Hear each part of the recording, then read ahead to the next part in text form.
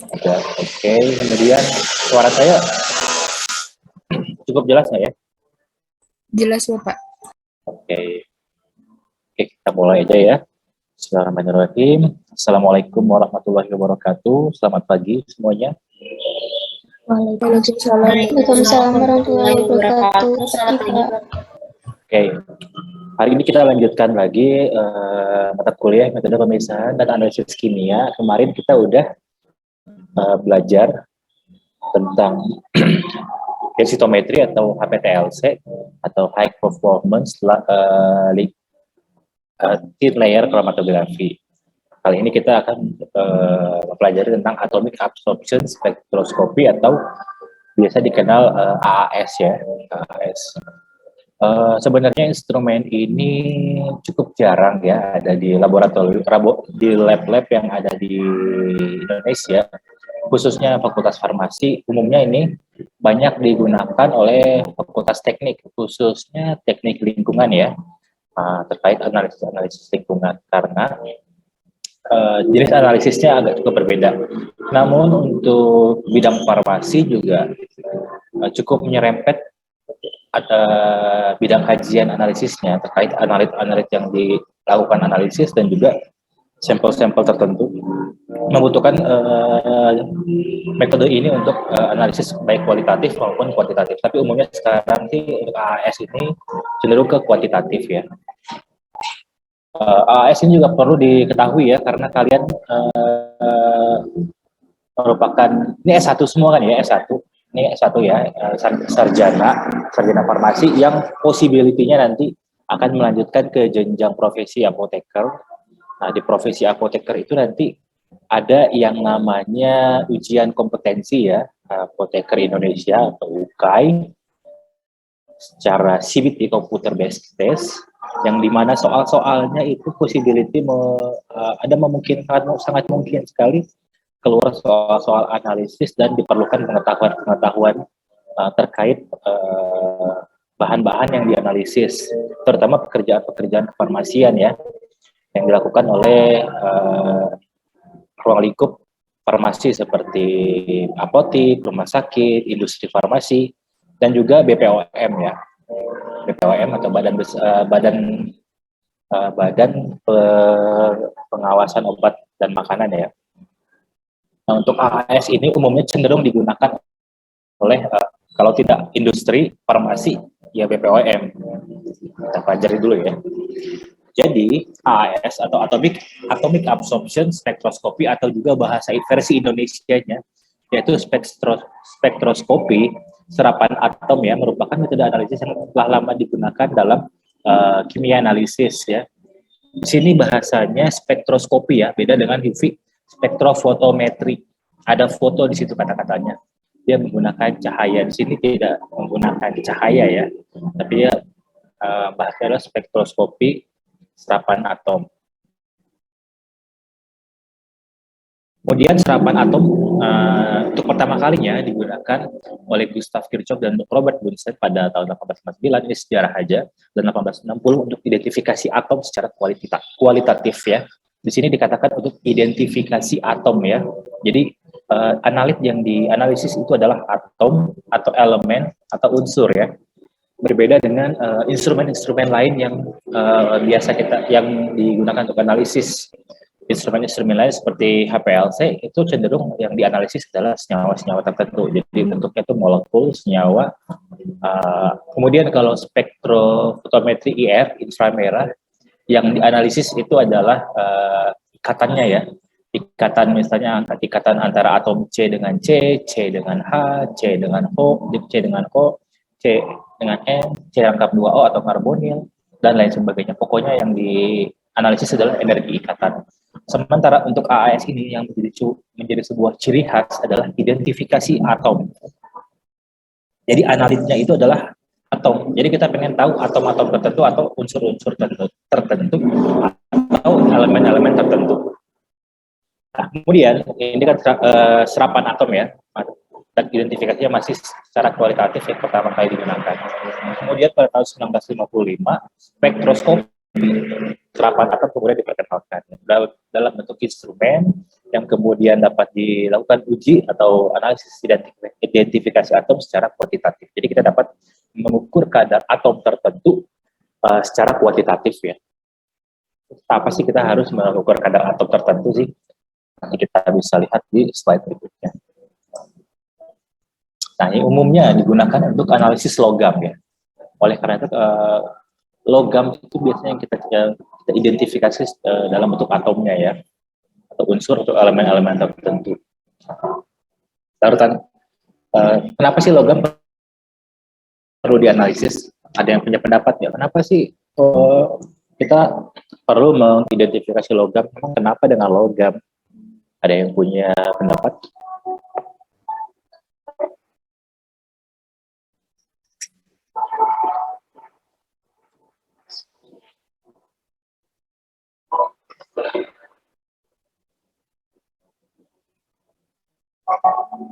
Ada yang punya pendapat nggak? Mengapa khususnya di farmasi aja ya, nggak usah ke mau agak luas juga nggak apa-apa, tapi khususnya di bidang farmasi, kenapa kita ruang lingkup farmasi itu perlu untuk menganalisis logam, itu logam berat, atau mungkin ada logam ringan, nggak ada logam ringan. Heavy metal ya, logam berat. Kenapa? Gak ada yang tahu? Bapak, saya boleh izin pendapat Pak? Silahkan. Kalau menurut saya Pak, karena kan kita di farmasi itu untuk dikonsumsikan Pak ya. Jadi kalau misalnya ada logam atau ada apa itu harus diketahui. Soalnya kan kalau logam itu masih bisa beresiko menjadi racun gitu Pak. Yap. Oke, bagus. Jadi heavy metal itu ya, atau logam berat, ada kategori toksiknya ya. Untuk logam berat tertentu punya kategori toksik. Tapi ada juga logam berat yang nggak toksik gitu. Jadi emang dibutuhkan ya. Baik itu sediaannya itu topikal ya, maupun oral. Kalau untuk oral mungkin cenderung dibatasi, mungkin bahkan tidak diperbolehkan ya. Itu nanti semuanya ada di list bahan-bahan atau logam berat yang tidak diperbolehkan atau ada batas tertentu. Itu nanti ada di slide berikutnya ya. Logam. Kemudian satu pertanyaan lagi, logam yang dimaksud di sini, contoh-contoh logam itu apa? Ada yang tahu nggak? Logam berat contohnya kayak merkuri, timbal atau timah, arsen, sama kadmium. Oke, itu contoh logam ya, itu ya toksik ya, merkuri, kadmium, arsen, itu semua toksik. Kalau logam seperti besi, aluminium dan lain sebagainya itu cenderung nggak toksik ya. Kalau selenium itu termasuk logam atau bukan? Ada yang tahu selenium nggak?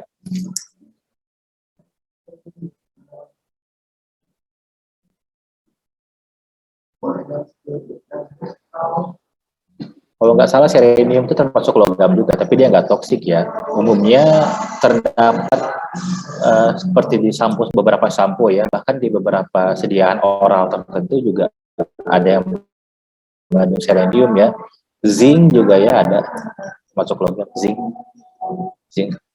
sulfat dan lain sebagainya itu kan ada ya di sediaan farmasetikal, bahkan oral ya untuk obat-obat tertentu. Kira-kira seperti itu. Jadi itu perlu diukur. Jadi kalau kita mau mengukur jumlah zinc, jumlah selenium dan lain sebagainya, kita membutuhkan instrumen ini ya, AAS ya. Kita nggak bisa mengukur merkuri menggunakan APLC karena nggak akan detect ya. Kita juga nggak bisa mengukur timbal atau kadmium menggunakan menggunakan spektrofotometri IR maupun MS juga, ICMS nggak akan bisa. Spektroskopi massa juga itu sebenarnya cenderung ke arah detektor juga ya, karena pola pemisahan di awalnya juga dia menggunakan gas kromatografi. Bahkan juga di saat ini MS itu nggak cuma di gas kromatografi aja gitu pola pemisahannya. Jadi MS itu ada juga yang ditandem dengan LC, bahkan MS yang ditandem dengan MS. Jadi di bom atomnya itu jadi lebih dua kali gitu. Dia paling penting ada yang perlu kalian tahu adalah fungsi dari HAS ini untuk analisis apa ya. Begitu juga dengan instrumen-instrumen lain sebagai bekal nanti kalau kalian sudah ngambil profesi apoteker dan mendapatkan soal-soal kimia-kimia analisis ya. Dan soal-soal seperti itu cukup banyak ya, cukup banyak muncul di ujian kompetensi. Tidak ada salahnya kita belajar dari sekarang ya. Oke, kemudian larutan sampel yang mengandung logam itu kemudian disemprotkan pada api dan menguap ya, vaporize. Kemudian atom logam menyerap cahaya pada frekuensi spesifik dan jumlah cahaya yang diabsorpsi adalah jumlah atom metal yang terdapat dalam larutan. Ini nanti ada penjelasan sedikit di instrumentasinya ya. Suara saya masih terdengar jelas ya? Masih, Bapak. Oke. Ini kira-kira mekanisme atau skema dari itu ya, dari AS. Jadi larutan sampel ini kemudian dimasukkan dalam suatu nebulizer, dan nebulizer ini nanti akan diatomisasi ke dalam ini contohnya untuk yang flame ya, pakai api. Jadi instrumennya ini menggunakan nyala api ya, benar-benar api terbakar gitu. Jadi dibakar si sampel dalam sini. Nanti ada lampu, sumber lampu ini akan memberikan frekuensi tertentu, nanti akan diabsorpsi ya oleh sampel dalam nyala api. Lalu nanti pada monokromator ini akan dibuat ke frekuensi spesifik tertentu untuk dilanjutkan ke detektor yang berarti akan ditabulasi oleh software dan muncullah hasilnya ya. Kira-kira seperti itu. Nah, ini instrumentasinya ya. Ada yang namanya atomisasi atau atomization. Atomisasi itu adalah proses ya untuk mengubah analit dari bentuk padat maupun cair maupun bukan cair ya, maksudnya gas kali.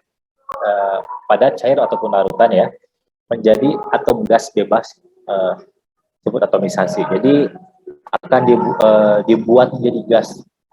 Dibuat jadi gas dengan cara apa? Biasanya itu diberi panas suhu yang tinggi ya. Dikenal dua metode umum ya. Jadi masih ada metode atomisasi yang lain, tapi yang paling umum digunakan adalah atomisasi api dan elektrotermal. Contohnya seperti ini gambarnya. Jadi si sampel dimasukkan dalam nebulizer nanti akan menyemprot sampel tersebut ke dalam nyala api. Begitu juga yang pada elektrotermal ya. Ini kira-kira untuk yang elektrotermal. Nah, sampel untuk flame atomisasi atau atomisasi api yang menggunakan nyala api, sampel itu akan diubah menjadi kabut halus ya, yang terdiri dari tetesan kecil larutan, yang dimana si kabut halus ini dibuat menggunakan nebulizer. Jadi nebulizer itu kayak sprayer, tapi dia dalam bentuk instrumen sprayernya yang dapat diatur seberapa kecil tetesan-tetesan yang droplet-droplet yang akan dibuat pada nebulizer ini ya. Kemudian sampel itu disedotkan masuk ke dalam nebulizer, dilewatkan dengan tekanan tinggi, nanti akan disemprotkan langsung mengarah kepada api ya, tempat pembakaran. Jadi ada tempat pembakaran di sini, dikarenakan ada flame atau api atau nyala api, pasti juga membutuhkan bahan bakar ya. Jadi ada bahan bakar di sini. Nanti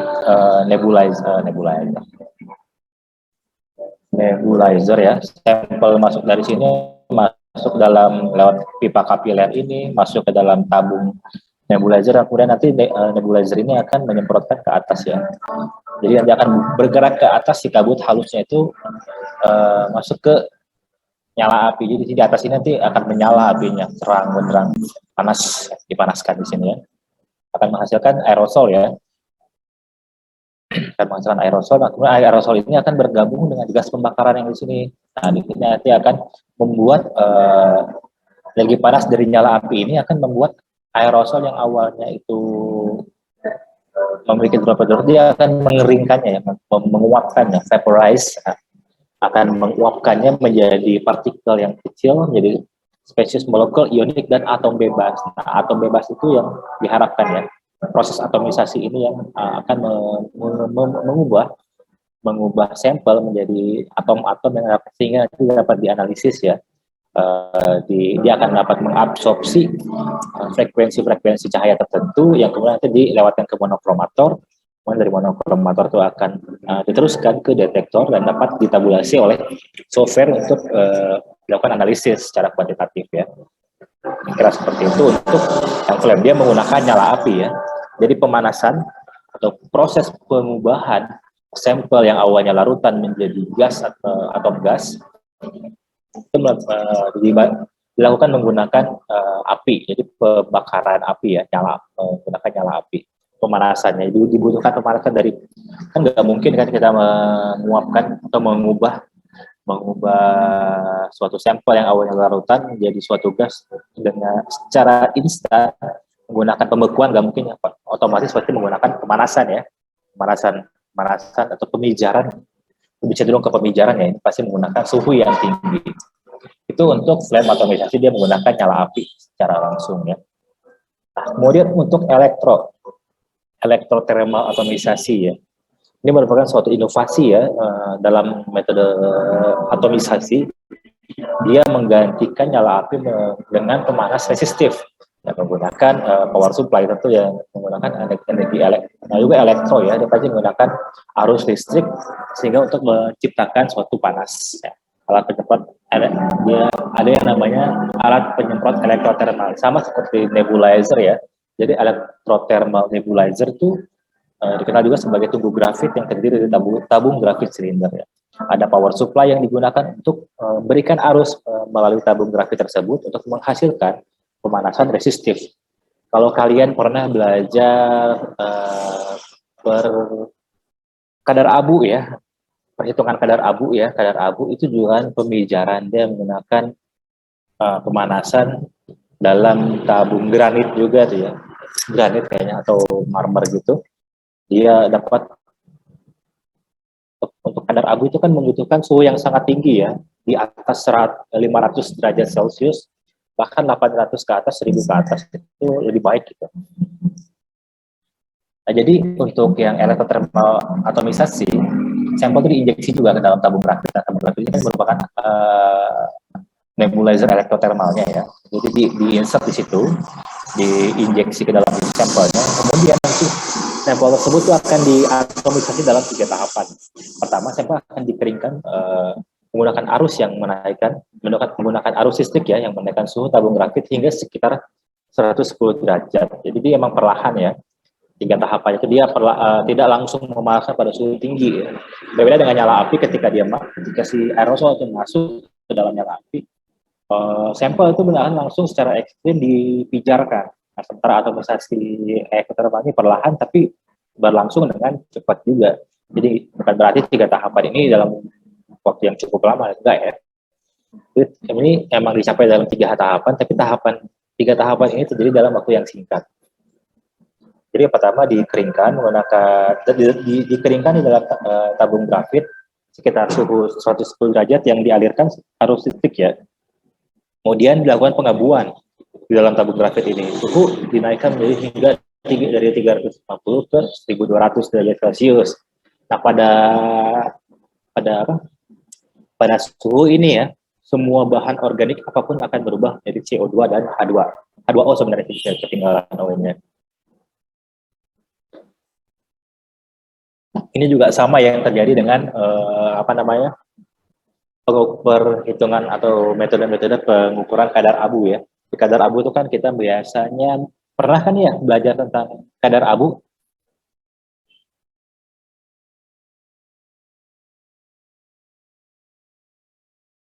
Pernah belajar tentang kadar abu kan ya?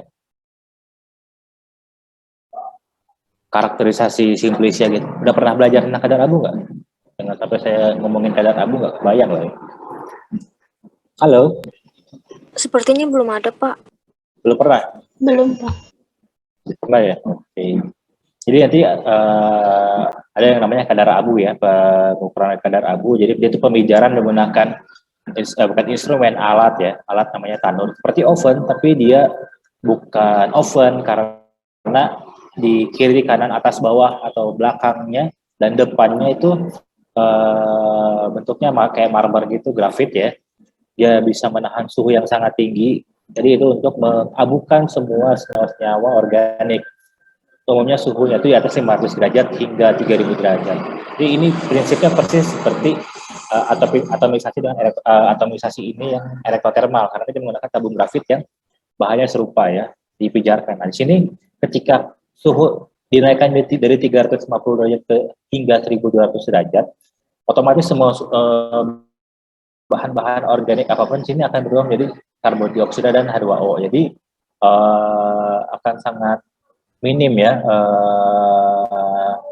biasnya, terutama senyawa-senyawa organik itu akan benar-benar tidak akan mengganggu yang namanya analit. Jadi kalau kita mau mengukur kadar merkuri misalnya pada suatu tumbuhan atau dalam suatu air dan lain sebagainya, itu nggak akan menjadi suatu gangguan gitu, karena akan diuapkan begitu saja, akan hilang gitu. Nah, tahap akhir, sampel akan diatomisasi lagi dengan cepat, meningkatkan suhu ke 2000 dan 3000 derajat dengan harapan bahan-bahan anorganik yang sulit menguap itu akan diuapkan juga ya, akan menguap pada suhu sekian 2000 hingga 3000. Ini sudah suhu panas yang sangat ekstrim ya. Kadar abu kita nggak akan menggunakan suhu hingga sampai ke sini gitu, nggak akan sampai suhu segini, karena untuk pengukuran kadar abu itu hanya bertujuan untuk menghilangkan senyawa-senyawa organik. Jadi yang dihitung adalah bahan-bahan anorganik.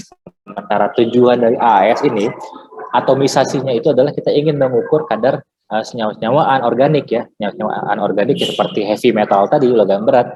Nah, agar si logam berat ini dapat berubah wujud menjadi gas atau teratomisasi atau menguap, vaporize menjadi gas seperti bahan organik yang sebelumnya, makanya dibutuhkan suhu yang lebih tinggi, hingga 2000 ke 3000 derajat Celcius. Kira-kira seperti itu. Nah, bayangkan ya. Nah, kemudian 3 tahap atomisasi ini kira-kira selesai dalam waktu sekitar 45 sampai 90 detik ya. 2 menit kurang 1 menit setengah itu estimasi ya. Estimasi kira-kira selama itu, sebentar itu ya. Jadi nggak memakan waktu lama. 3 tahapan tersebut akan berlangsung secara singkat dan mengabukan sampel akan menjadi abu atau teruapkan ya, sehingga dapat dianalisis. Nah, atomisasi elektrotermal juga memberikan peningkatan sensitivitas yang signifikan ya, seperti yang dijelaskan di awal tadi terkait elektrotermal atomisasi. Dia memberikan sensitivitas yang signifikan dengan menjebak analit dalam analit gas dalam volume kecil di dalam tabung grafit. Berbeda dengan elektrotermal atomisasi api ya, atau atomisasi flame atomization, kan dia di atas gas pembakaran. Nah, di atas gas pembakaran itu kan nggak mungkin kita tutup ya, biasanya tuh terbuka gitu aja. Jadi ya harus sesingkat mungkin pengukurannya agar terpresisi. Nah, karena itu konsentrasi analit dalam fase uap yang dihasilkan mungkin akan lebih banyak, sekitar 1000 kali lebih besar dibandingkan yang dihasilkan oleh atomisasi api. Kenapa lebih besar atau lebih banyak? Karena dia akan terukur lebih banyak karena banyak yang terjebak ya analitnya. Ya. Oke. Lalu kalau kita versuskan ya, kita sandingkan antara flame dengan elektrotermal atomisasi, pemilihan manakah yang lebih baik itu semua tentatif ternyata ya, nggak seperti metode-metode lain. Jadi tergantung dari kebutuhan analit. Nah, pemilihan metode atomisasi ini memang sangat bergantung pada konsentrasi analit yang akan dianalisis. Nah, jika konsentrasi analit yang dianalisis itu rendah, ya, atau jenis atomisasi elektrotermal itu lebih disukai karena dia memiliki limit deteksi limit yang lebih kecil. Jadi misalnya, ada yang tahu nggak limit deteksi itu apa? Udah pernah belajar tentang metode-metode validasi belum sih? Limit deteksi, presisi, robustness. Udah pernah belajar tentang itu belum? Sebenarnya belum, Pak. Apa? Belum? Belum, Pak. Oke. Jadi ini sedikit gambaran aja ya tentang limit deteksi. Nah, namanya juga limit deteksi ya, secara harfiah ya, bisa kita apa namanya, kita artikan bahwa ini artinya batas deteksi ya. Jadi ketika dikatakan limit deteksinya rendah, artinya batas deteksinya itu dapat mendeteksi konsentrasi yang jumlahnya rendah atau kecil, misalnya 0,1 atau 0,2 mikrogram atau ppm dan lain sebagainya.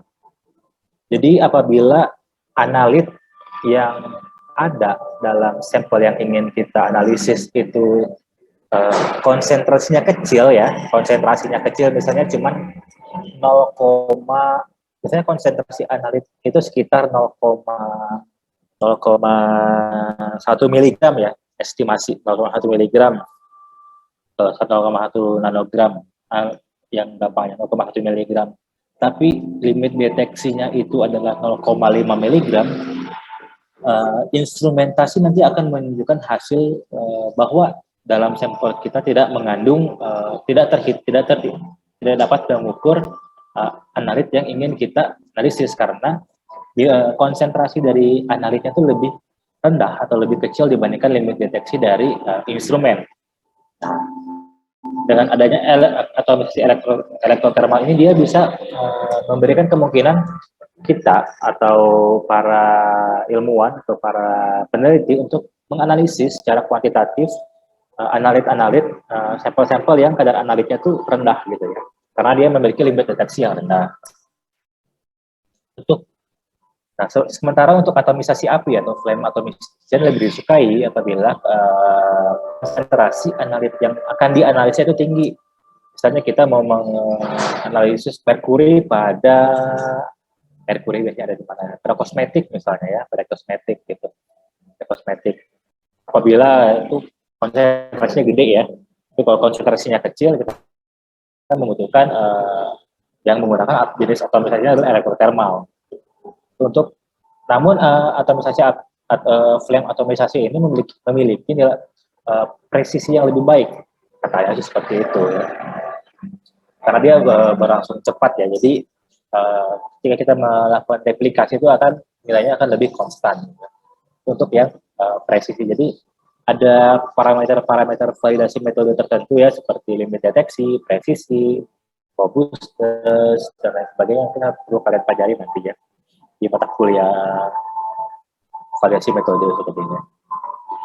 Ini contohnya ya, analisis kosmetik dan juga apa namanya ini, instrumen lah ya. Nah ini, kenapa sih kita perlu menganalisis atom atau elemen ya diperlukan? Tadi udah dijawab ya di awal ya, karena bisa mendeteksi kandungan logam-logam toksik ya pada sampel seperti kosmetik. Di sampel-sampel yang umum dilakukan analisis seperti kosmetik ya, suplemen makanan, tumbuhan atau bagian tumbuhan, apabila diduga memiliki cemaran-cemaran tertentu ya untuk tumbuhan dan bagian tumbuhan ya, biasanya untuk keperluan produksi di industri itu kita membutuhkan parameter-parameter logam berat seperti ini ya, karena nanti terutama apabila tumbuhannya itu digunakan sebagai bahan obat herbal, baik itu jadi sebagai food supplement, baik itu sebagai obat tradisional jamu, obat herbal terstandar maupun fitofarmaka ya. Kemudian ini juga dilakukan untuk monitoring kandungan elemen tertentu dalam produk farmaseutical dan standar ya. Produk-produk farmaseutika yang mengandung elemen-elemen tertentu atau atom-atom tertentu kan banyak ya, seperti sampo, ada yang sampo anti ketombe ya, untuk khususnya dia umumnya mengandung zinc ya, ada juga yang mengandung selenium untuk merek-merek tertentu ya, mengandung selenium. Kemudian ada sediaan tertentu, sediaan oral tertentu yang menggunakan selenium, obat-obat tertentu yang menggunakan seperti aluminium ya, ada obat mah, ada yang menggunakan magnesium dan lain sebagainya. Itu dapat diukur kadarnya menggunakan AAS ya. Yang umum digunakan ini untuk analisis kosmetik, food supplement tumbuhan, makanan juga dan lain sebagainya.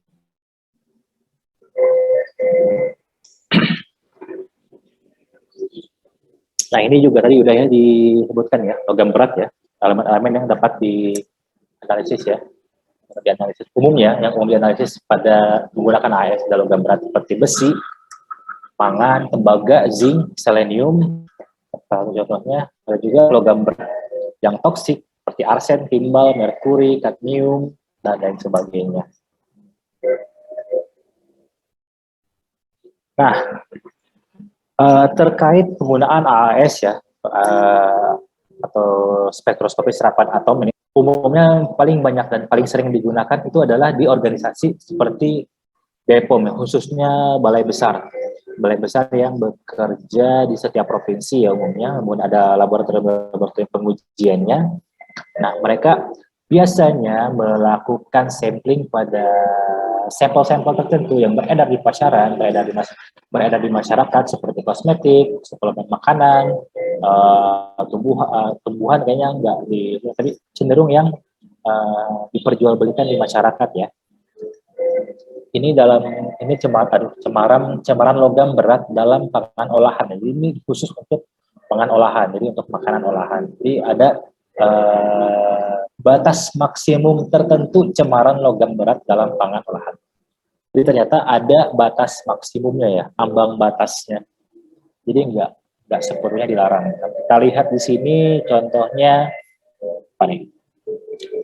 Contohnya ini adalah kandungan arsen, timbal, merkuri, dan kadmium. Dia ada batas maksimumnya yang di mana konsentrasinya itu adalah miligram per kilogram ya. Ini dihitung terhadap produk yang siap konsumsi. Dan untuk produk-produk susu dan analognya ya, kecuali yang termasuk ini kategorinya ini nggak perlu ada lemak, minyak. Jadi di lemak, di minyak juga ada possibility ada arsen, ada timbal, ada merkuri, ada kadmium ya. Ada juga untuk es ya, es untuk dimakan, edible ice.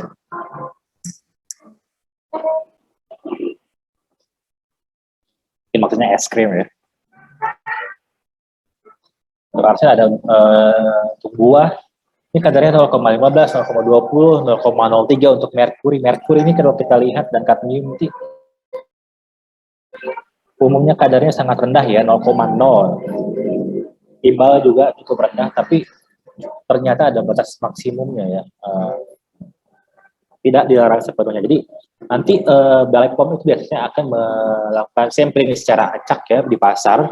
Mereka akan datang ke pasar. Kalau kalian nanti ngambil profesi apoteker ya misalnya, ambil profesi apoteker, lulus S1 kemudian ngambil profesi apoteker, kemudian nanti di semester 2 gitu nanti ngambil akan praktek kerja profesi apoteker, nanti ada kebagian biasanya nanti ditempatkan di PKPA-nya di Balai POM, tapi biasanya kalian nggak akan ikut sampling ya, cuma nanti dijelasin sama orang-orang BPOM. Mereka akan sampling ke pasar-pasar yang biasa digunakan di mana transaksi jual beli itu berlangsung ya, pasar, warung dan sebagainya. Mereka akan beli bahan-bahan makanan atau sampel-sampelnya akan mereka beli, jadi emang sudah ada anggarannya untuk mereka beli. Jadi mereka sampling itu nggak datang langsung sita aja, nggak ya. Jadi mereka tuh datang beli, habis beli mereka catat semuanya dan sebagainya, dan mereka langsung bawa ke laboratorium. Nah, di laboratorium nanti akan dilakukan analisis terkait makanan-makanan ini maupun produk kosmetik, untuk kadar-kadarnya nanti akan mereka analisis ya. Ini biasanya adalah pekerjaan yang dilakukan secara rutin mereka. Jadi mereka akan mengerjakan, namanya juga badan pengawas ya. Jadi mengawasi itu nggak mesti kita awasi lihat doang. Jadi mereka mengawasi dengan cara memantau, mereka pantau produk-produk yang sudah diberi. Jadi punya izin edar itu bukan berarti sudah bebas berjaya berada di pasaran ya. Tapi mereka tetap berada dalam pengawasan institusi pemerintah yaitu BPOM ya. Nanti mereka akan terus diawasi, lakukan sampling, dan apabila dalam hasil sampling itu terdapat temuan dalam artian itu terdapat pelanggaran batas ya, biasanya akan diberi surat ya. Untuk industri-industri farmasi tentu akan diberi surat yang kemudian nanti akan perlu di follow up oleh industri tersebut. Nah, seandainya kasus atau temuannya itu cukup berat, biasanya akan diberikan pilihan, yaitu penarikan produk ya, penarikan produk seperti penarikan produk secara mandiri ya, misalnya mandiri itu secara keikhlasan pribadi dari industri-industri farmasi tersebut untuk menarik kembali semua produknya, baik yang ditarik itu dalam batch tertentu atau seluruh produknya ditarik kembali, atau penarikan kembali secara paksa oleh BPOM ya, terkait pekerjaan-pekerjaan. Jadi analisis kimia secara kuantitatif maupun kualitatif ini banyak dilakukan di BPOM ya, BPOM maksudnya, lebih cenderung ke balai besarnya. Ada pemanis, madu, gula kristal, garam, banyak ya, makanan diet, suplemen pangan untuk diet ya, kemudian makanan diet khusus, minuman, air mineral juga bahkan ada diukur ya. Di air mineral kadarnya sangat-sangat rendah karena air mineral ini kita konsumsi cukup banyak per harinya, minimal 2 liter umumnya ya. Umumnya manusia mengkonsumsi air mineral, air putih terus sekitar 2 liter, ada yang kurang, ada yang lebih, dan sebagainya. Karena biasanya dikategorikan ini harus sangat rendah sekali kadarnya ya. Bahkan lebih baik tidak terdapat gitu kadar logam berat. Buah, sayuran, ada banyak banget ya, ada banyak banget. Ini untuk yang kategori logam timah ya, ada formula lanjutan susu ya, kemudian pangan bayi dan lain sebagainya. Untuk minuman kemasan kaleng dan lain sebagainya, karena kan ada potensi cemaran dari dari casing itu, dari kemasannya ya, kemasan kalengnya itu. Ada batas maksimum. Ini kita ambil contoh analisis merkuri ya, atau Hg dalam krim pemutih menggunakan instrumen AS ya, Atomic Absorption Spectroscopy. Dia menggunakan AS ya di sini, materi toolsnya ya. Material yang digunakan krim pemutih A, krim pemutih B dan C, dan bahan-bahan kimia lainnya seperti alkohol, aqueous, HCl dan lain sebagainya. Dan ini dia lakukan preparasi larutannya, dia destruksi dan sebagainya, 2 gram, 10 gram asam nitrat dan sebagainya. Nanti akhirnya dapat terperoleh larutan sampel. Nah, cukup panjang untuk preparasi sampelnya ya, karena kita ingin benar-benar mendapatkan apabila memang ada kandungan logam merkuri ini memang membutuhkan treatment tertentu dalam preparasi larutan sampelnya. Nah, kemudian di jurnal ini juga dia melakukan analisis kualitatif menggunakan HCl, sampel tadi menggunakan kalium iodida dan menggunakan natrium hidroksida, ditetes. Jadi ini umum dilakukan ya. Udah pernah belajar tentang screening fitokimia? Kayaknya udah ya kalau screening fitokimia ya, belum?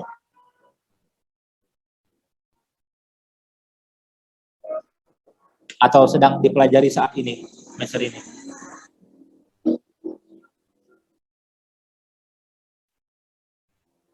Halo, suaranya kedengaran?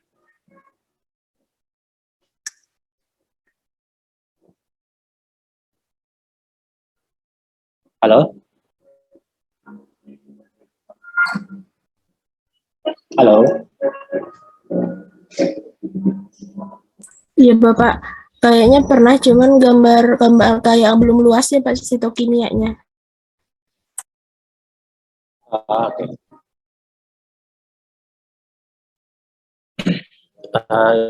Itu termasuk analisis kualitatif ya. Jadi screening fitokimia itu ibarat kita mau identifikasi senyawa-senyawa tertentu ya. Sama seperti di sini, dia mau menguji kualitas, identifikasi apakah sebelum dilakukan uji kuantitatif kita pastikan dulu apakah ada kandungan Hg atau merkuri pada sampel ini. Makanya dilakukan uji kualitatif terlebih dahulu untuk menguatkan data. Apabila kita melakukan uji kuantitatif, kita punya data kualitatifnya terlebih dahulu. Jadi data kualitatif itu akan menguatkan alasan mengapa kita melakukan analisis kuantitatif dari rangkaian penelitian tersebut. Jadi di sini dia lakukan analisis kualitatifnya dengan HCl, asam klorida, kalium iodida, dan natrium hidroksida atau NaOH ya. Dilakukan uji kualitatifnya menggunakan reaksi tetes ya, drop test, biasanya cuma dilakukan pengambilan sampel. Nah, pengambilan sampelnya ini sebenarnya yang rumitnya itu adalah di preparasi sampelnya. Jadi makanya ada yang namanya sample solution preparation. Tujuan sample solution preparation ini adalah untuk menarik ya atau mengekstraksi apabila memang ada merkuri pada sampel, dilakukanlah preparasi ini. Dengan penambahan 10 ml asam nitrat 65%, kemudian campuran dipanaskan pada hot bath pada suhu 80 derajat Celcius, kemudian ditambahkan aquades, kemudian dievaporasi, dipanaskan lagi selama 15 menit, kemudian dikeringkan dan disaring, kemudian di add dengan aquades 100 ml. Nah, itu semuanya adalah suatu preparasi atau penyiapan atau proses ekstraksi, cenderung lebih ke arahnya proses penarikan ya, analit dari yang namanya matriks yang kita punya atau sampel. Jadi ada sampel, ada matriks ya. Jadi kita ingin mengkolek atau kita ingin mengambil analit sebanyak-banyaknya dan memisahkan matriks sebanyak-banyaknya juga. Jadi kita ketika melakukan uji kualitatif juga dapat menghasilkan hasil yang memuaskan. Itu tujuan untuk uji kualitas sampel preparasi ya, preparasi sampel. Kemudian dilakukan uji kualitatif ya dengan uji tetes, drop test yang kemudian dilanjutkan dengan kuantitatif, analisis kuantitatif menggunakan instrumentasi AS. Ini dia melakukan penyiapan larutan merkuri. Ada yang punya pendapat nggak? Kenapa sih mesti disiapkan larutan merkuri? Kan kita udah punya sampel gitu. Kenapa mesti nyiapin larutan merkuri? Ada yang punya pendapat? Atau ada yang tahu kenapa sih kita mesti kita kan mau mengukur merkuri? Di sini kita di sini peneliti melakukan analisis atau uji kuantitatif mengukur kadar merkuri, analisis merkuri dalam krim. Tapi kenapa kita harus membuat atau menyiapkan larutan merkuri di sini? Yang punya pendapat ya?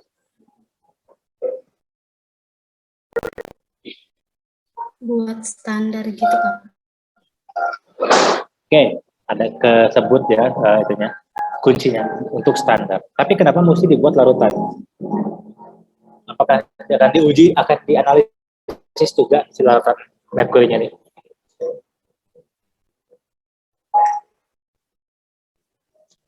Tujuan pembuatan standar buat apa?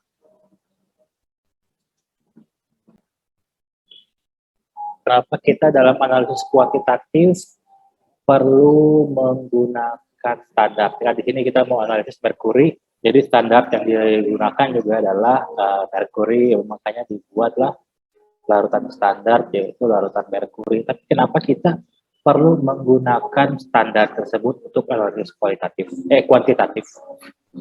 Ada yang punya apa?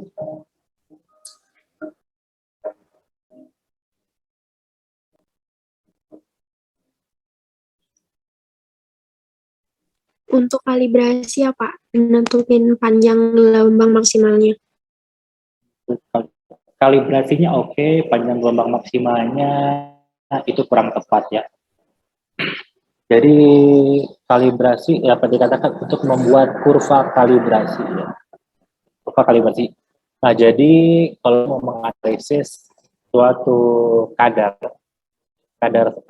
senyawa tertentu, baik itu unsur seperti merkuri ya, ini analitnya elemen-elemen tertentu seperti logam berat, baik itu senyawa ya, baik itu senyawa seperti misalnya analisis kadar vitamin C, asam askorbat dan sebagainya, baik itu analisis itu aja sih kayaknya.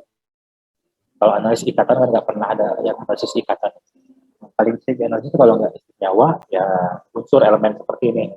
Itu kita perlu yang namanya menggunakan standar ya, lautan standar. Lautan standar atau ini standarnya di sini adalah merkuri digunakan untuk membuat yang namanya kurva kalibrasi lautan standar atau kurva kalibrasi standar ya. Kurva kalibrasi standar ini dibuat tidak hanya dengan menggunakan satu larutan saja. Jadi umumnya dibuat dulu larutan stok ya, larutan stok dulu. Larutan stok itu larutan yang konsentrasinya itu tinggi. Jadi nanti kemudian akan dilakukan pengenceran ya. Dilakukan pengenceran dan dibuat dalam bentuk seri konsentrasi tertentu. Ada seri konsentrasi tertentu, biasanya seri konsentrasi yang rendah ke konsentrasi yang paling tinggi. Nah, kemudian dari setiap konsentrasi tersebut atau dari setiap larutan dengan semua larutan dengan seri konsentrasi tersebut satu-satu akan dilakukan pengukuran ya, akan dianalisis. Nah, kalau di AAS ini artinya setiap larutan tersebut akan dianalisis. Jadi satu sampel satu-satu akan diinjek ke dalam ke dalam instrumen AAS. Jadi misalnya di konsentrasi yang pertama, yang kedua, ketiga, keempat, kelima, keenam, tergantung dari peneliti ingin menggunakan berapa banyak titik konsentrasi ya. Istilahnya biasanya disebutnya beberapa titik. Jadi biasanya digunakan 5 titik, jadi kita menggunakan 5 konsentrasi. Kita menggunakan 7 titik, artinya menggunakan 7 konsentrasi. Semakin banyak konsentrasi yang digunakan, semakin banyak titik yang digunakan, misalnya 7 titik, 8 titik, 10 titik, umumnya secara statistik itu akan memberikan nilai atau regresi linear yang lebih baik juga. Semakin sedikit titik yang kita gunakan, misalnya cuma 3 atau cuma 2, itu akan buat data tersebut menjadi ambigu atau tidak valid. Umumnya minimal buat dalam seri konsentrasi itu digunakan dalam 5 titik. Jadi ada 5 seri konsentrasi paling umum. Di sini dalam analisis ini dia menggunakan berapa ya? 10, 20, 30, 40, 50. Dia hanya menggunakan 5 titik. Titik itu yang 5 titik yang ini ya. Ini adalah konsentrasi yang digunakan ya. Dia menggunakan seri konsentrasi tertentu ya. Dari konsentrasi tertentu ada 10 mikrogram per liter. Ini mikrogram per liter sama dengan kayak mikrogram 10 mikrogram per liter, 20 mikrogram per liter, 30, 40, 50. Jadi dia menggunakan 5 larutan ya, 5 larutan yang sudah dibuat konsentrasi yang berbeda dan atau istilahnya seri konsentrasi ya, dia untuk membuat kurva kalibrasi di situ, kurva kalibrasi atau kurva kerja untuk digunakan sebagai data pengukuran kadar merkuri pada sampel nanti dibandingkan dengan kurva kalibrasi di sini. Ini penting ya, semakin banyak titik yang digunakan itu akan semakin baik. Nah, kemudian setelah dibuat kurva larutan tersebut dianalisis.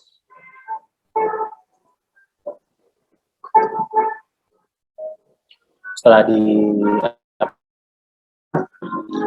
dibuat larutannya, kemudian masing-masing dianalisis atau diinjeksi dan diukur ya, masing-masing datanya diperoleh data dan kemudian dibuat kurva kalibrasi.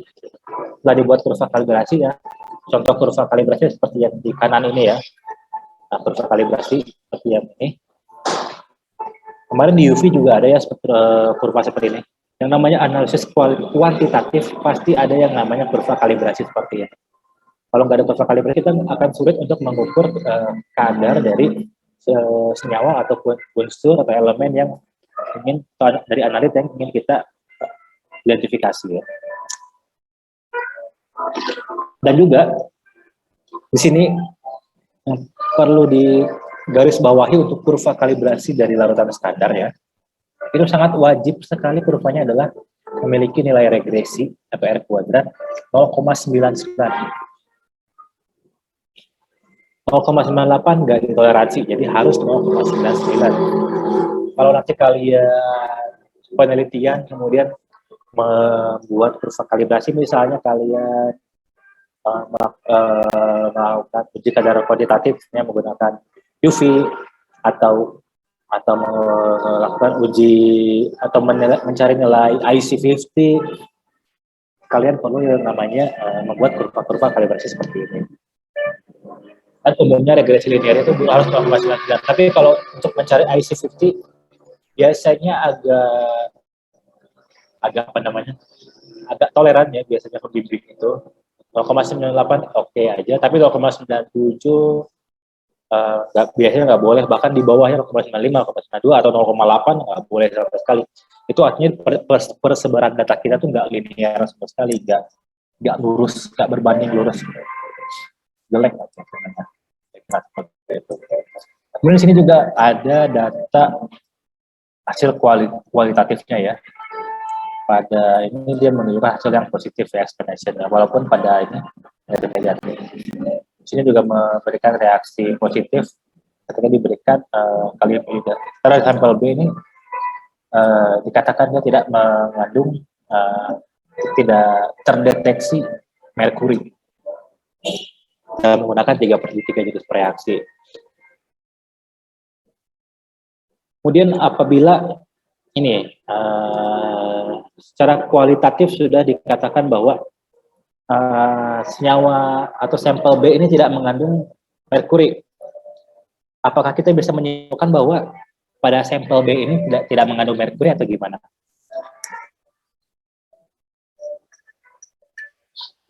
Apakah sudah bisa ditarik kesimpulan nih, sampel B ini tidak mengandung merkuri?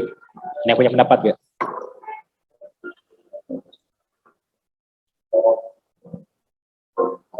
Jadi di sini sampel B dikatakan dalam penelitiannya, dalam hasilnya dikatakan bahwa sampel B ini menggunakan reaksi HCl tidak menunjukkan nilai yang positif, menggunakan kalium iodida juga tidak, dia negatif, menggunakan natrium NaOH juga negatif, dan dilakukan secara 3 kali replikasi.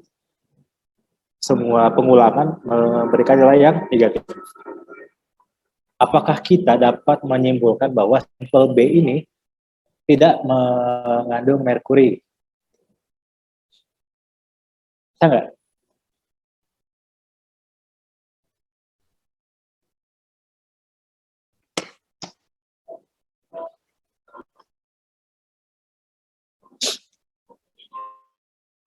Ada yang punya pendapat?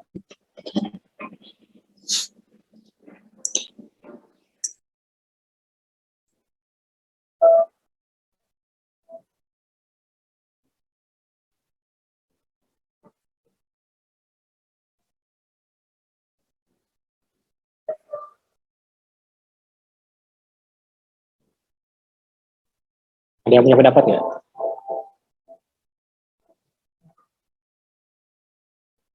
Coba saya tanya siapa ya?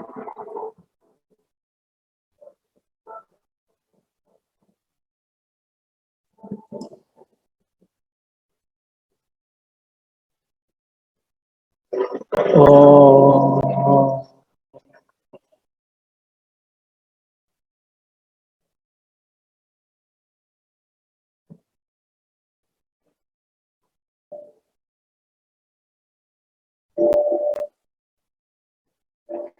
coba Melani Widya Hartatik pendapatnya.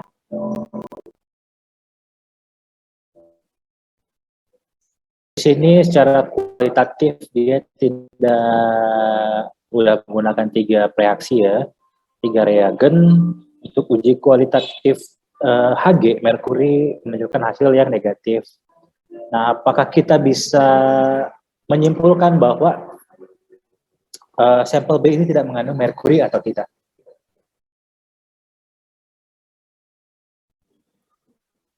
Bagaimana Melani Widya Hartatik? Ada itu.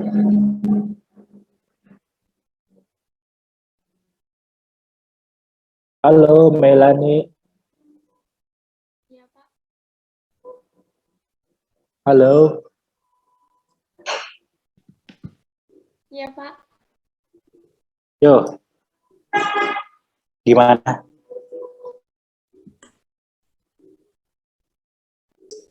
Bisa nggak kita simpulkan?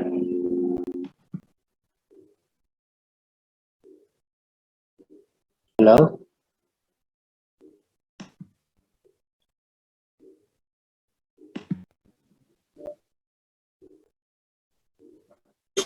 Halo? Iya, Pak. Iya tuh bisa gitu? Atau iya jawab saya manggil? Jawab Bapak manggil. Oh, terus pertanyaannya gimana? Jawabannya? Maksudnya itu, Pak, disimpulkan dia ada merkuri atau enggak Ya, ya? dari dari data ini menggunakan 3 reaksi, ketiganya negatif. Nah, lalu apakah kita bisa menyimpulkan bahwa sampel B ini itu tidak mengandung merkuri? Jadi merujuk pada hasil data kualitatif dari 3 reagen ini tidak menunjukkan nilai yang positif gitu ya. Tiga-tiganya negatif. Apakah kita bisa mengatakan bahwa ini tidak mengandung merkuri gitu? Bisa nggak?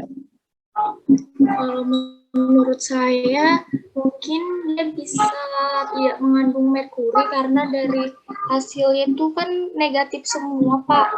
Yep. Kalau misalnya ada hal lain yang mempengaruhi, saya kurang tahu, Pak. Oke, bagus. Ya, seperti itu. Jadi kalau kita merujuk ya, ini dia udah menggunakan 3 reaksi. Dasar dari 3 reaksi ini memungkinkan untuk kita menyimpulkan bahwa sampel B ini tidak memiliki tidak mengandung merkuri.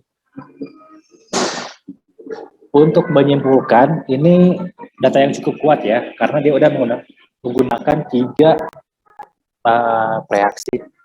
Tapi kalau secara teoritis pertanyaan saya, secara teoritis, apakah mungkin sebenarnya di sampel B ini ada ya merkuri, tapi nggak terdeteksi oleh secara kualitatif oleh reagen? Mungkin nggak? Nggak bisa jawab. Kalau nggak ada, saya mau pilih-pilih lagi. Ya.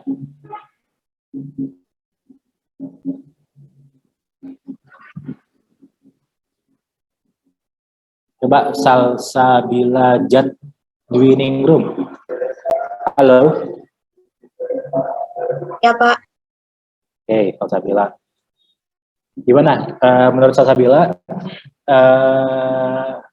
secara teoritis mungkin nggak sih sebenarnya meskipun sudah menggunakan 3 jenis reaksi atau reagen yang berbeda untuk analisis kualitatif Hg pada sampel B dan menunjukkan hasil negatif, mungkin nggak sih sebenarnya di sampel B itu sebenarnya ada, cuman nggak terdeteksi? Mungkin nggak?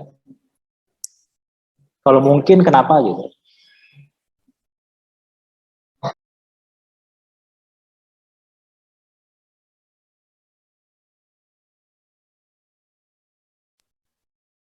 Ya, mungkin kenapa? Kalau mungkin, kalau nggak mungkin ya kenapa juga gitu nggak mungkin?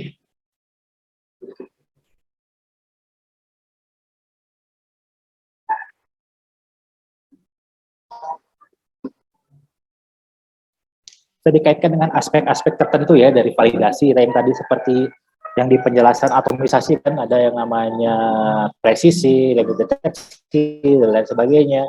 Bisa dikaitkan dengan hal-hal yang seperti itu ya. Salah satu kunci untuk dasar-dasar teoritisnya gitu, kira-kira seperti itu. Gimana? Kalau bilang, mungkin nggak sebenarnya? Menurut saya mungkin aja, Pak, karena nggak bisa terdeteksi sama 3 reagen itu.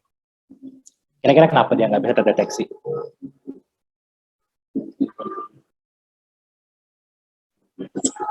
Saya kurang tahu, Pak. Oke, kurang tahu. Kalau ada yang punya pendapat lain, kira-kira kenapa dia nggak terdeteksi ya?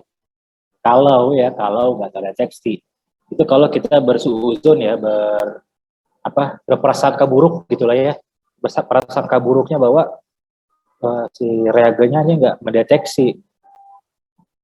Coba saya pilih lagi ya. M. Hardy. Halo M. Hardy. Hardy. Hardy. Ada orangnya nggak Hardy?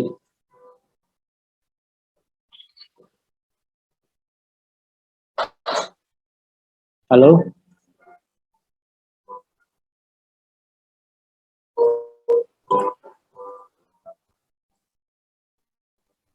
Halo?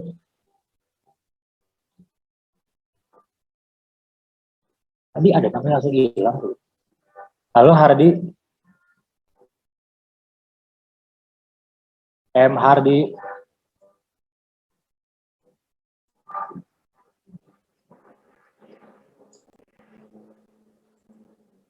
Mati nggak hadir nih?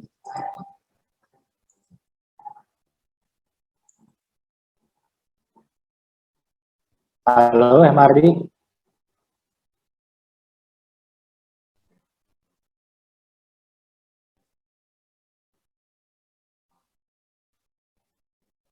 Mati nggak hadir ya?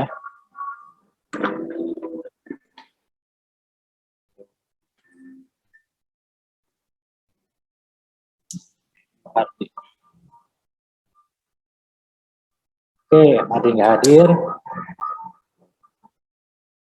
Oke, saya pilih lagi karena M. Hardy-nya nggak hadir.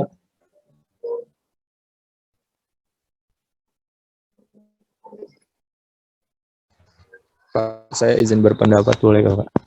Oke, ini siapa? Muhammad Adil Pak. Muhammad Adil. Oke, silakan Muhammad Adil. Sampel B ini dari ketiga reagen belum menunjukkan hasil yang positif dari kualitatif.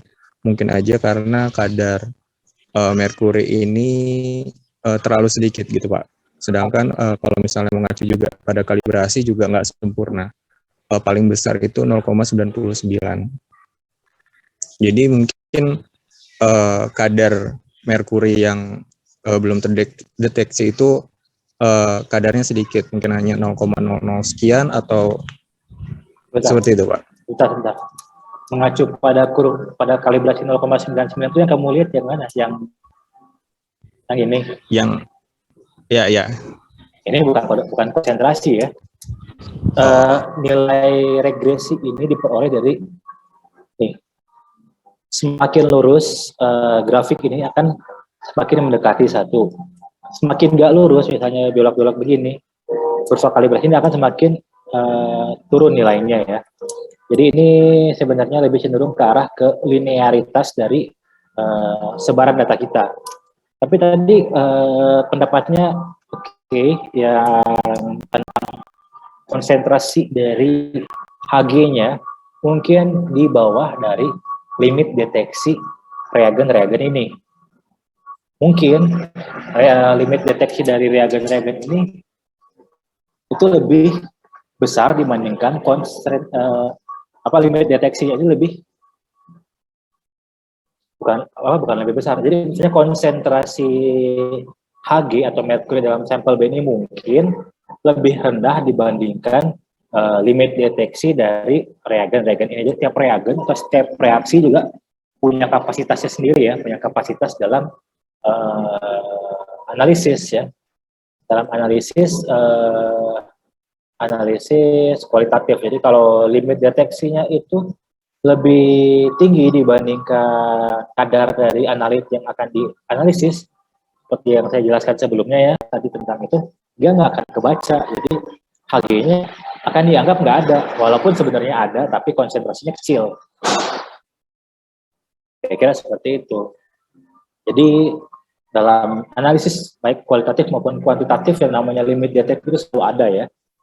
Makanya biasanya dibutuhkan yang namanya preparasi sampel yang sebaik mungkin untuk dapat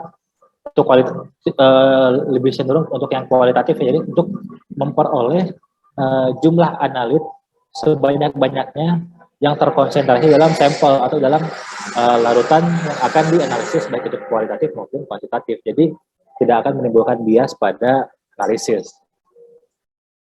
Oleh karena itu kenapa yang namanya preparasi sampel itu menjadi suatu hal yang penting dan mempengaruhi dari hasil-hasil analisis, baik itu kualitatif maupun kuantitatif ya. Kemudian tadi sedikit meluruskan ya dari Muhammad Adil, ini 0,99 itu bukan konsentrasi ya, tapi regresi atau linearitas dari grafik. Semakin dia mendekati 1, semakin bagus grafiknya, semakin linear grafik tersebut. Semakin dia menjauhi angka 1, maka akan semakin tidak linear dari persebaran data dari yang membentuk grafik tersebut. Kira-kira seperti itu ya.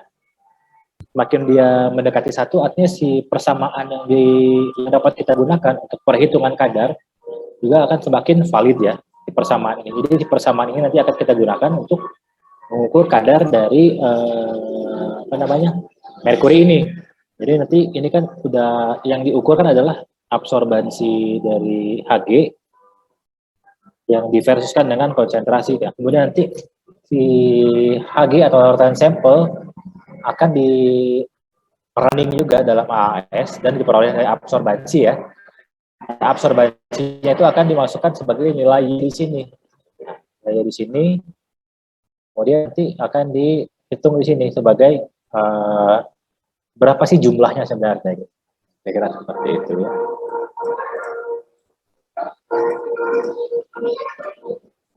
Kira-kira seperti ini peroleh ya datanya. Ada sampelnya, dilakukan juga secara 3 kali replikasi ya, umum ya. Replikasi ini untuk memastikan nilai presisi dari persebaran data yang kita gunakan, itu baik dari jumlah berat yang digunakan 2 gram, digunakan sekitar sampel. Jadi untuk yang A1 ini sampelnya 2 gram, 2 gram, 2 gram, tapi sampelnya yang berbeda gitu.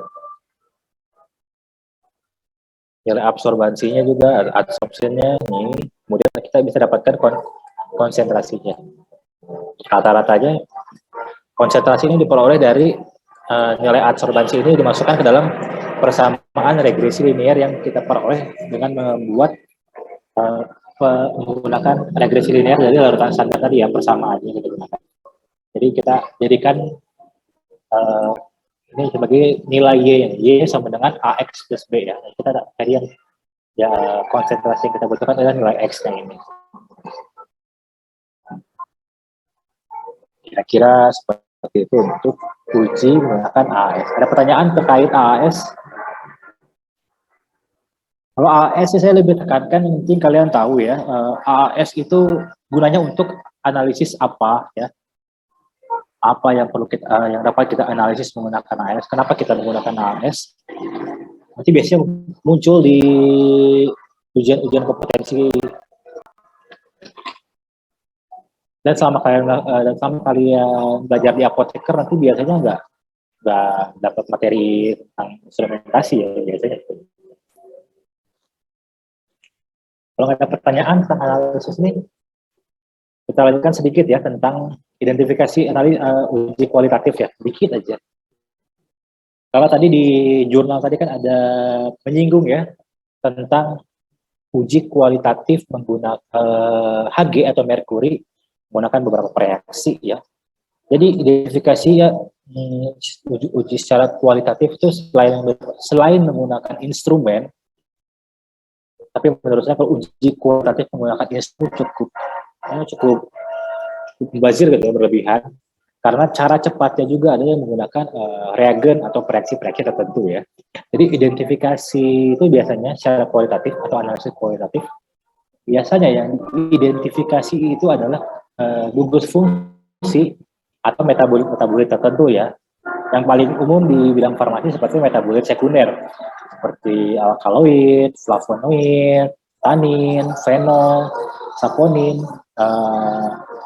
steroid, triterpenoid, ataupun golongan-golongan terpenoid ya.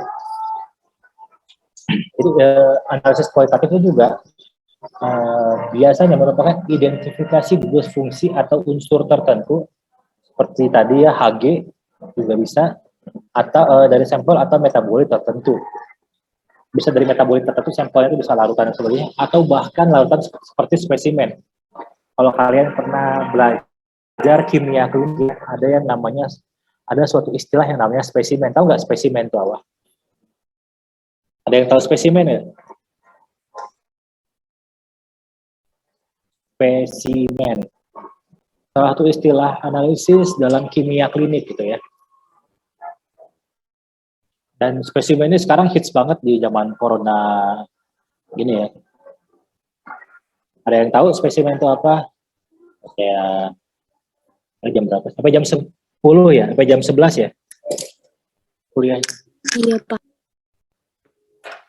Ada yang tahu spesimen apa?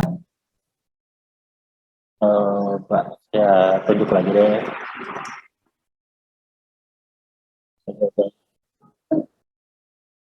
Coba Hardi, siapa tuh Hardi sudah hadir kembali? Hardi. Iya, Bapak. Spesimen apa? Tahu nggak spesimen itu? Contoh, apa sih spesimen itu?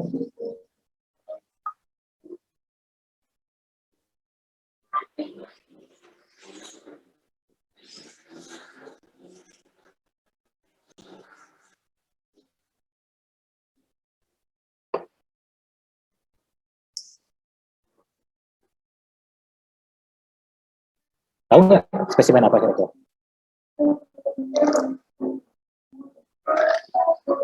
Hardi, bilang lagi. Jenis cairan dalam tubuh, Pak. Tetapi Yes. kebanyakan pada serum atau plasma. Oke. Jadi spesimen itu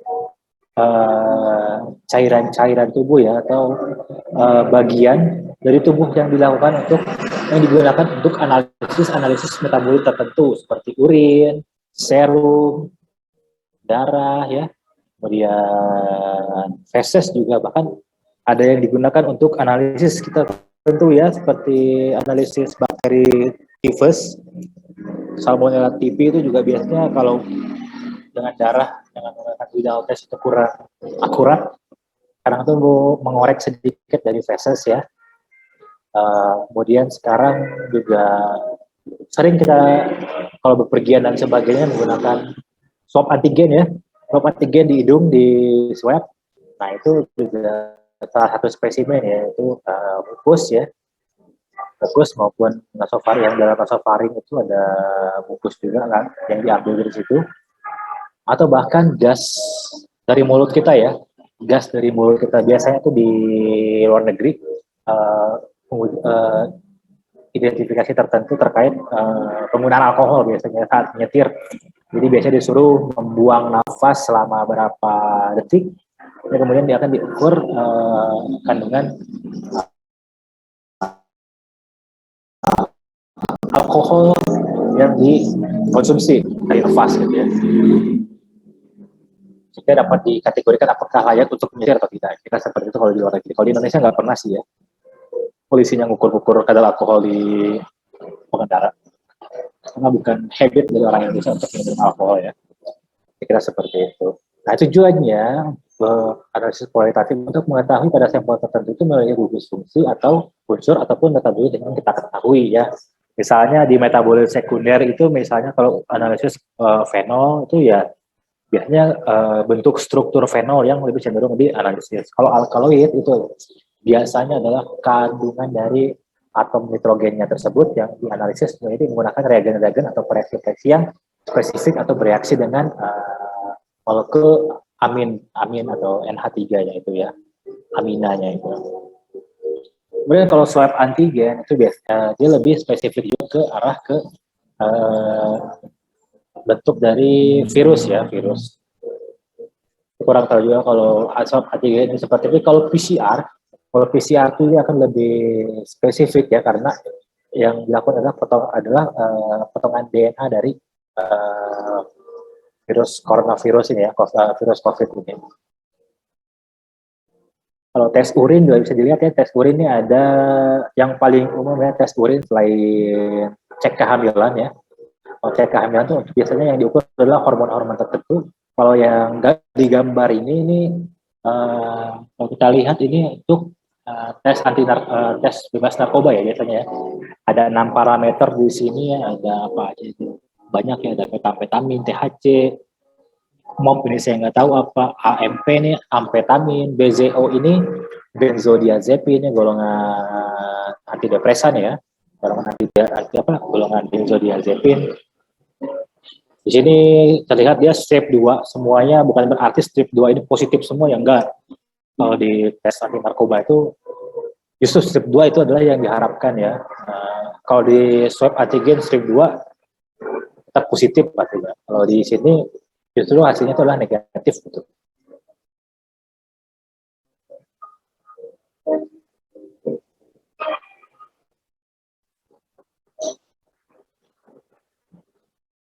Oke, di sini contoh-contoh ya analisis kualitatif ya. Ya, secara umum aja. Ada tes urin. Tes urin di sini contohnya tes bebas tes narkoba aja ya, tes narkoba. Metabolit yang diujinya itu contohnya di sini ada apa ya, COC ya. Ini nggak tahu COC ini apa. AMP ini metamfetamin, MAMP ini metamfetamin ya, amfetamin dengan penggunaannya berbeda juga, sediaannya juga pasti berbeda. Nah, kemudian ada THC atau tetrahidrokannabinoid, nabinol, kemudian ada ini opium, golongan opium seperti heroin, morfin dan sebagainya, dan benzodiazepin ini adalah golongan antidepresan ya. Golongannya ada banyak ya, seperti alprazolam, diazepam dan lain sebagainya ya. Ketika ada suatu bentuk narkoba yang metabolitnya itu bukan ke 6 parameter ini, otomatis orang tersebut akan memberikan nilai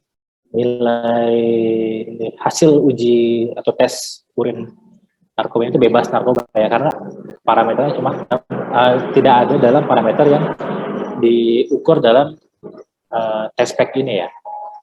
Oleh karena itu kenapa banyak sekali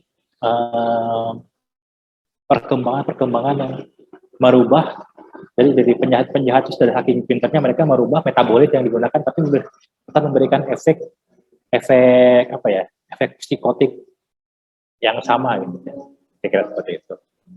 Nah, kemudian ini ada contoh lagi identifikasi flavonoid ya. Identifikasi flavonoid kalau kita lihat gambarnya di sini ada tabung reaksi dan dua fase di sini. Ini artinya dia menggunakan reagen menggunakan katalis serbuk Mg dan reagennya asam klorida ya di sini, nanti akan terbentuk dua fase, kemudian diberikan amil alkoholnya di fase atas ya, di fase atas adalah amil alkohol, dan ini adalah fase air ya.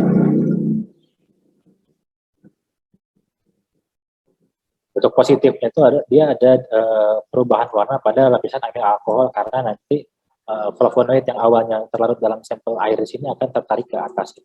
Jadi dapat dikatakan di sini nih dia positif lah ya. Ini identifikasi alkaloid menggunakan reagen Dagendorf kayaknya, kalau merah bata seperti itu menggunakan reagen Dagendorf. Pembuatan Dagendorf itu cukup banyak ya, tergantung dari jenis alkaloid yang ingin kita analisis. Jadi alkaloid itu jenisnya ada banyak banget, mulai dari yang jenis sifatnya basa hingga ke asam lemah ya, seperti alkaloid kuartener. Untuk tipe-tipe atau jenis-jenis preparasi yang juga berbeda, hingga ke reagen dalam analisisnya juga berbeda. Bahkan ada banyak sekali reagen atau reaksi yang dapat digunakan untuk identifikasi alkaloid. Jadi makanya biasanya kalau kita melakukan uji kualitatif alkaloid itu menggunakan minimal 2 atau 3 reaksi untuk validitas ya. Seperti tadi identifikasi atau analisis kualitatifnya merkuri, dia menggunakan 3 reaksi kan untuk menjadikan dasar ya atau bekal dalam analisisnya, kesimpulannya. Rapid test antigen juga termasuk analisis kualitatif ya. Tapi kalau di swab test antigen rapid test ini yang diharapkan itu adalah strip 1 ya. Kalau strip 2 artinya dia positif ya. Isoman gitu jadinya. PCR test COVID ini termasuk analisis kualitatif atau kuantitatif ya kira-kira? Bentar lagi ya. Kalau untuk PCR test ini ya, sebenarnya PCR test cenderung untuk analisis kuantitatif ya, terutama yang real time PCR ya. Untuk materi tentang PCR itu sebenarnya untuk apa itu mungkin nanti akan lebih lanjut dipelajari di mata kuliah seperti bioteknologi ya, di bioteknologi, karena di penggunaan PCR itu cenderung di bioteknologi karena namanya juga polymerase chain reaction ya, lebih cenderung ke arah pemotongan DNA. Jadi ini adalah cenderung untuk cloning ya sebenarnya, cloning. Jadi simpelnya itu mukus yang di swab dari nasofaring atau dari hidung kita, itu kemudian nanti akan dipreparasi menggunakan reagen-reagen tertentu, kemudian diberikan primer. Nah, primer ini adalah gunting yang digunakan secara bioteknologi untuk memotong serangkaian kodon tertentu. Kodon itu yang CGAT itu ya, CGAT yang ya itulah yang kodon yang CGAT, ATGC, nah itu namanya kodon. Dalam DNA virusnya dia akan memotong secara spesifik untuk virus apabila dia ada ya. Dia nggak ada ya dia nggak akan memotong, nanti akan memberikan nilai hasil yang negatif ya. Kalau ada dia akan potong, kemudian dia akan perbanyak ya, dia potong, kemudian dia cloning, dia akan perbanyak sehingga dapat dianalisis menggunakan PCR dan dapat dikuantifikasi menggunakan instrumen PCR. Kira-kira seperti itu untuk yang PCR ya. Jadi penggunaan primer dan reagen itu sangat penting. Dan pula yang harganya mahal. Selain si instrumennya juga mahal ya. Kira-kira seperti itu. Untuk analisis kualitatif. Mungkin itu aja materi hari ini. Dari saya juga terakhir ini. Ada pertanyaan? Bapak saya izin bertanya, Pak. Yap, silakan. Siapa yang bertanya? Tadi Nindra, Pak. Yap, Nindra. Tadi kan Bapak ada singgung yang uji kadar abu kan, Pak. Nah, itu saya masih bingung, Pak. Proses uji kadar abu itu dia gimana ya, Pak? Kadar abu. Oke, kadar abu ini sebenarnya bukan materi kimia, bukan materi kimia analisis, tapi ya untuk prosedurnya itu lebih lengkapnya sebenarnya ada di buku yang di-launching oleh Kementerian Kesehatan ya, Menkes yang bekerja sama dengan Balai POM.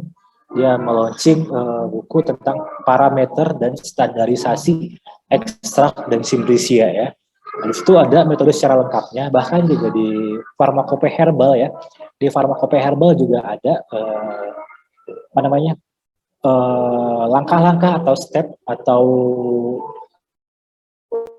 tahapan pengerjaannya seperti apa. Yang pasti untuk perhitungan kadar abu itu biasanya dilakukan untuk tumbuhan, cenderung untuk tumbuhan. Tujuannya kadar abu juga sendiri itu untuk mengukur atau mengetahui kadar senyawa-senyawa anorganik. Jadi makanya biasanya pemijaran atau pengabuannya itu hanya sampai 1000 derajat, nggak nyampe 2000.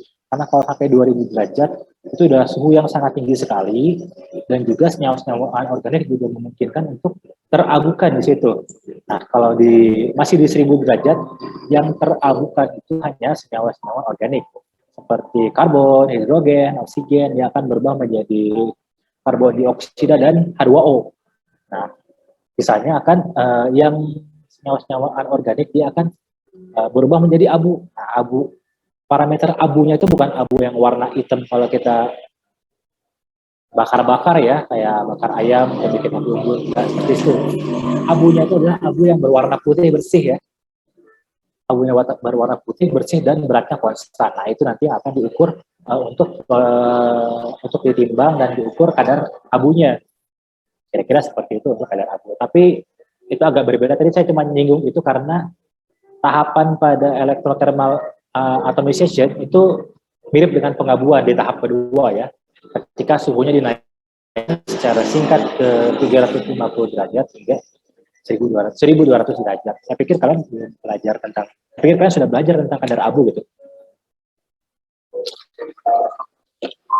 Gimana nih, Tra? Apakah cukup menjawab atau Iya, ada yang paham, masih Pak. dibingungkan? Iya paham Pak. Saya tanya lagi Pak ya.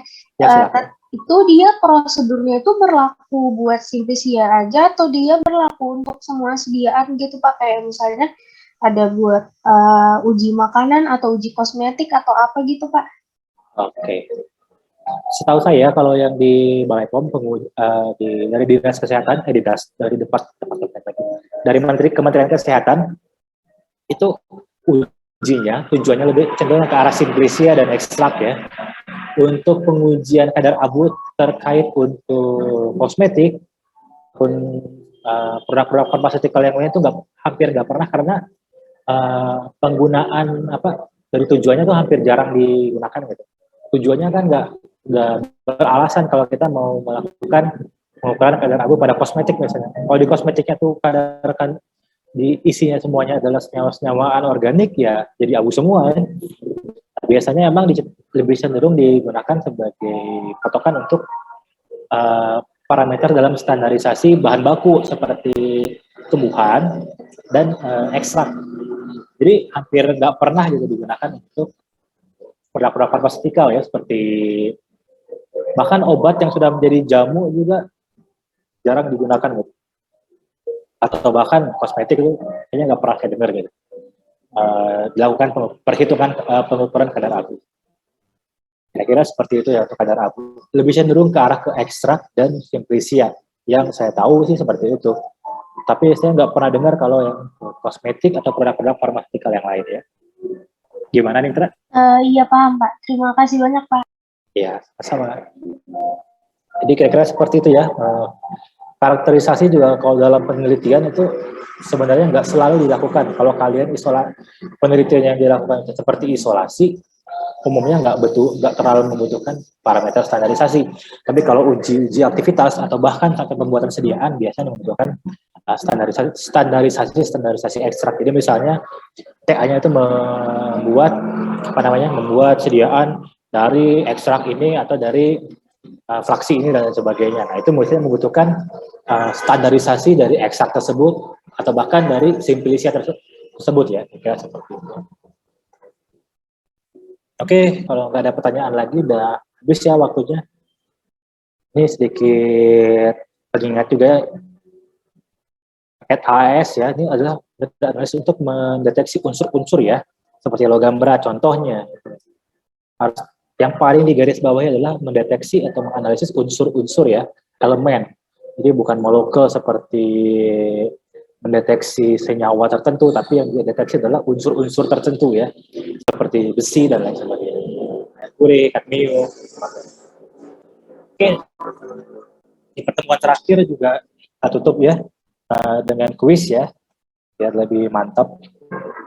Saya share dulu kuisnya akan dikerjakan.